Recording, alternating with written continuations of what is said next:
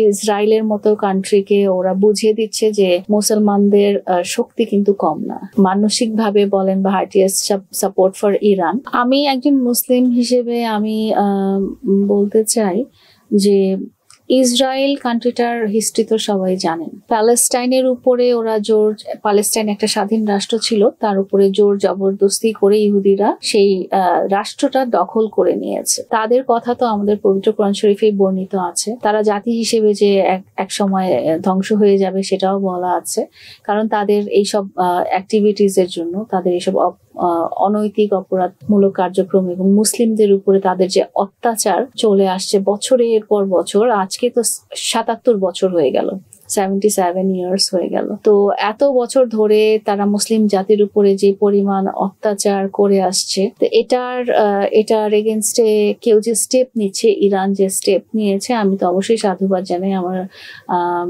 মানসিকভাবে বলেন বা হার্টিয়েস্ট সাপোর্ট ফর ইরান, যে ইসরায়েলের মতো কান্ট্রিকে ওরা বুঝিয়ে দিচ্ছে যে মুসলমানদের শক্তি কিন্তু কম না। যদি একজোট হয়ে থাকি, কেউ আমাদেরকে থামাতে পারবে না, মুসলিম কান্ট্রিদেরকে কেউ থামাতে পারবে না। যতই আমেরিকা এগিয়ে আসুক বা যতই যে কান্ট্রি এগিয়ে আসুক না কেন, ইসরায়েলের যে অত্যাচারগুলো মুসলিমদের ক্ষেত্রে, সেটা তো একদিন ইনশাল্লাহ থামতেই হবে।